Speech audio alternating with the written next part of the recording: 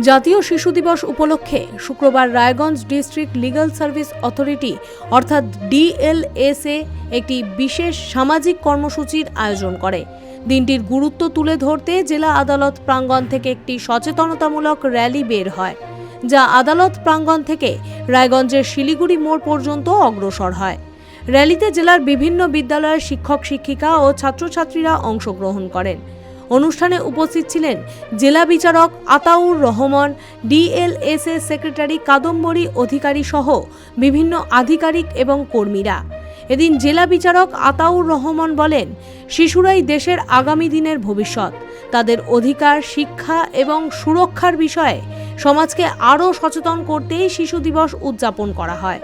তিনি উল্লেখ করেন, প্রতি বছর 14ই নভেম্বর ভারতের প্রথম প্রধানমন্ত্রী জওহরলাল নেহেরুর জন্মজয়ন্তীতে শিশু দিবস পালিত হয়, কারণ তিনি শিশুদের প্রতি গভীর ভালোবাসা ও অনুরাগ পোষণ করতেন।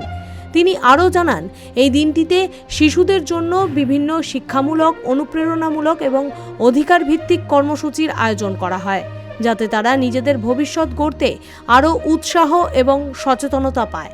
Bureau report, big news Bangla.